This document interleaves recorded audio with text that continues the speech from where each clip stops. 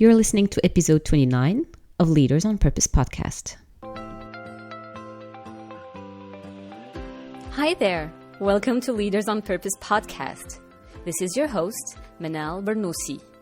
I am a multi-passionate mom of twins and a corporate executive in Casablanca, Morocco, living and sharing my personal development journey.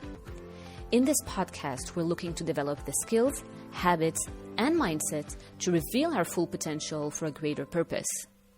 I'll be inviting inspiring people, beautiful souls, Moroccans, Canadians, Americans, Nigerians, and more, people from all backgrounds and different nationalities, to inspire us to live our true purpose and create great impact. So join me every other Sunday, and let's make this happen.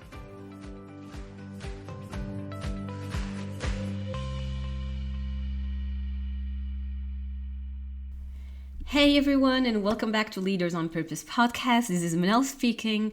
I'm so glad to finally sit with you today. I have been a little under the weather these past days, so if my voice sounds different to you, it's because I'm still fighting a cold. But yeah, this episode is a very special one for me. We'll be talking about the quantum leap, the leap of faith, going from a comfortable corporate position to starting your own business. So in the past two episodes, I'll link them both for you in the show notes if you want to go and check them out. I shared that my intention for this new year is new beginnings.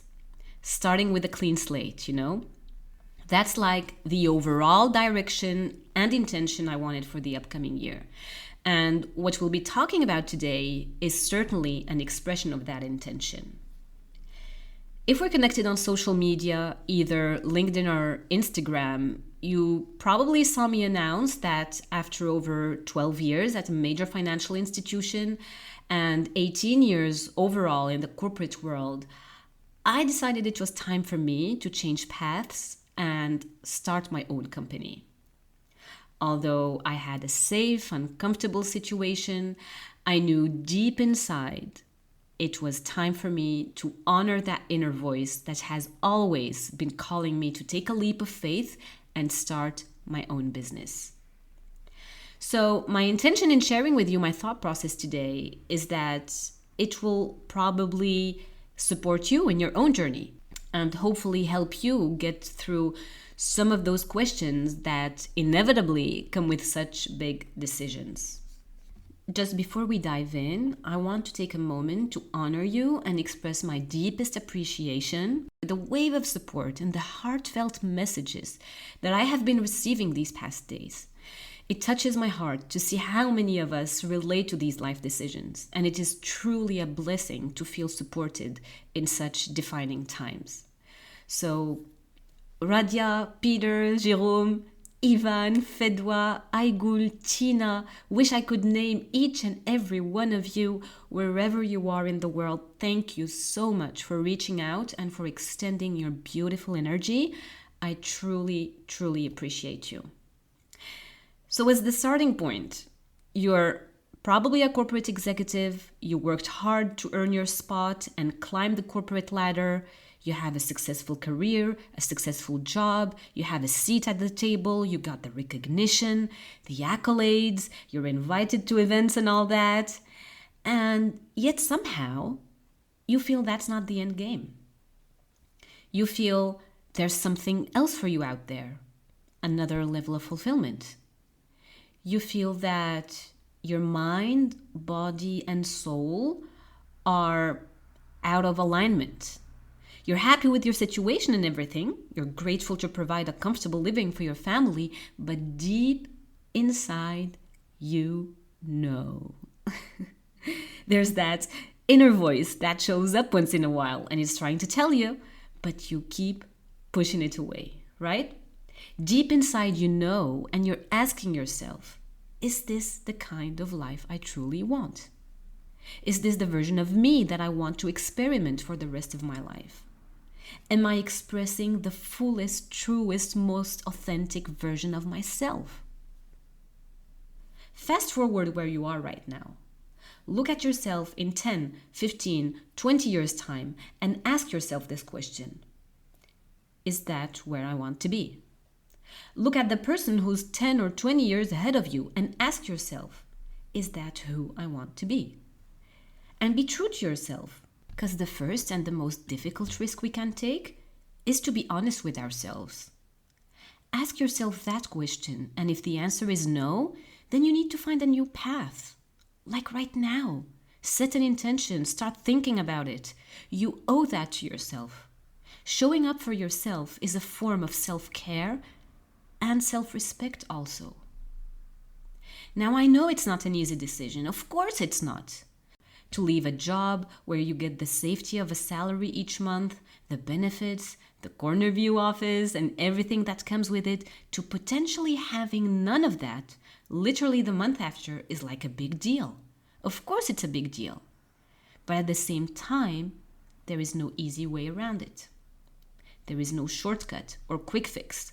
You have to be willing to take a risk and potentially start from the bottom up. And I'm not saying it's a path for everyone. I certainly do not think entrepreneurship is meant for everyone. There is no one-size-fits-all approach. If you're happy with your current situation, that's perfect. That's all that matters. You and only you know what is right for yourself.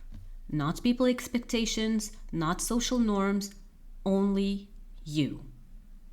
But if you feel out of alignment and you want to build the life and the lifestyle that you truly want, not being bound by golden handcuffs, if there's something that you love and you want to make a living out of it, if you want to reclaim your own freedom, if you're looking for more flexibility, to be more present for your family, to be your own boss, whatever it is for you, then this is a decision that you will have to make sooner or later. Giving ourselves the permission to be courageous, to be bold, to be big, that's what makes the difference. When we get out of our own way.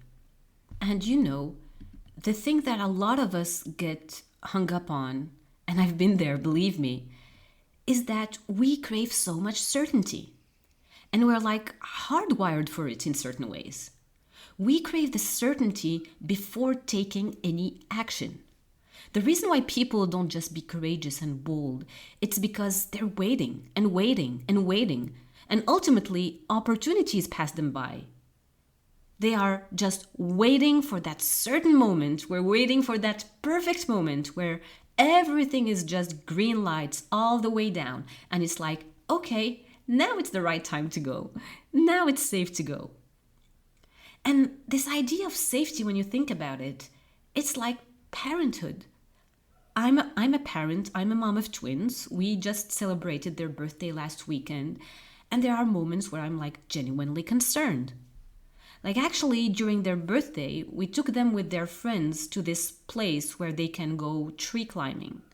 It's one of those high rope parks, you know? And my daughter was really upset because she wanted to take the blue lane, which is more challenging and scarier than the yellow lane that all her friends were taking. But because she met the height requirements, she's taller than the average, the group average of her age. Lilia was really expecting to go for the bigger kids lane, and that really made her upset. Now, to be honest, my first reaction was to try and convince her to go for the yellow lane. I was just worried it was too steep for her. I thought she was way too young for that zip line, and I just saw it going really, really bad in my mind. But then I catched myself and made a conscious choice to just let it go and support her in her decision. After all, she did meet the height requirements. She was tall enough for the blue lane. She was right about that.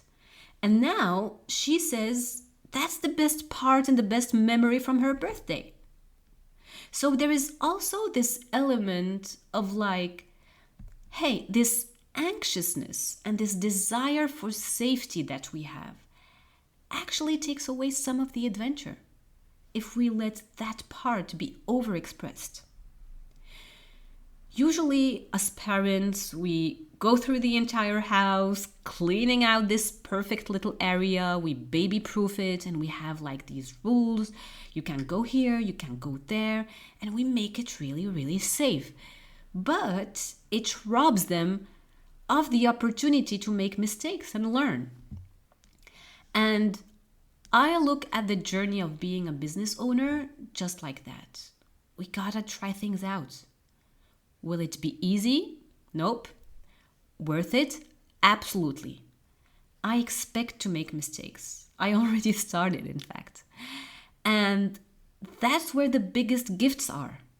Because if we don't make mistakes, we don't build an awareness of who we are in these difficult situations. Like, who are you when things get tough? Who are you when your vision isn't clear? Who are you when your experience does not match your expectations? Who are you when you run out of resources or you don't have enough resources? How do you handle all that stuff? It's a great way to get to know yourself. Life is a learning journey, and you will never, ever know what you need unless you know who you are. Like I said, we want that certainty before taking any actions. The reality is, there is no certainty. I will not know unless I try. You cannot walk until you fall. So literally, you have to go out there and go, I do not know if this is going to work.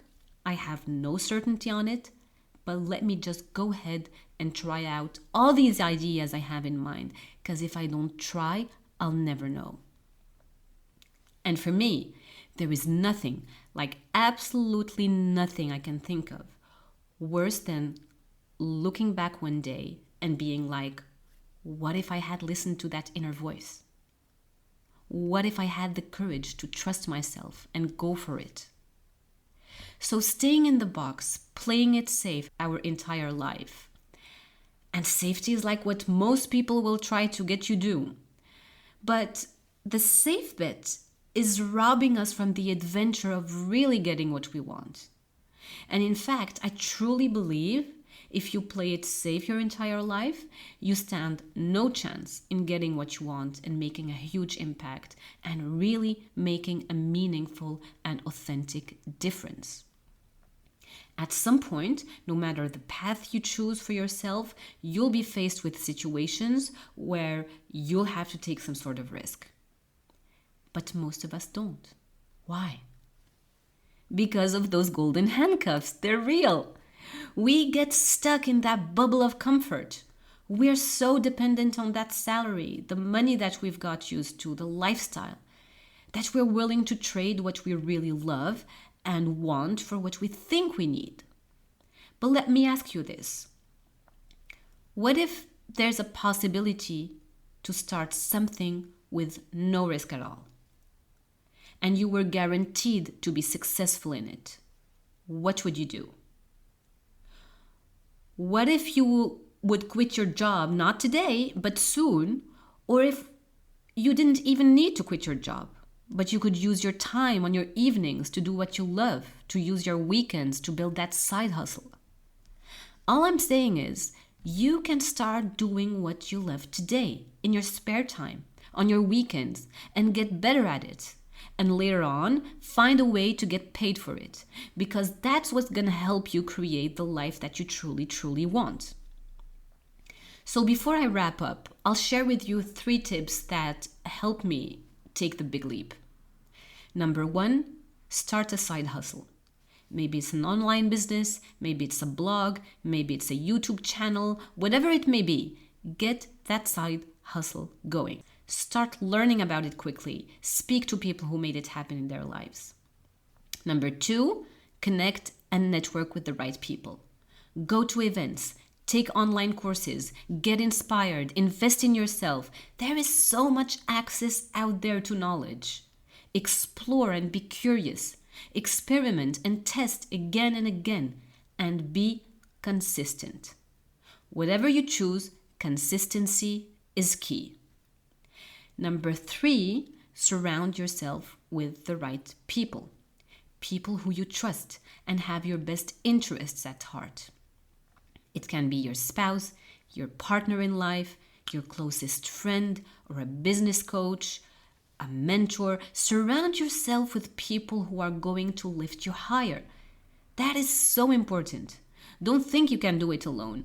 Get your support system around you and expect to go through so many emotions. Because some people get stuck in this mindset of, well, if I should be doing this, I shouldn't be afraid. I should feel 100% sure about it. Well, that is just BS, okay? Of course you'll get terrified when facing such a huge decision. The fear does not go away. It's part of the deal. What actually happens is you feel the fear and do it anyways. That's it. It's like, am I going to listen to the fear, or am I going to listen to the deepest truth, the deepest passion that's within me? Also, I do not believe you need to wait to have it all figured out.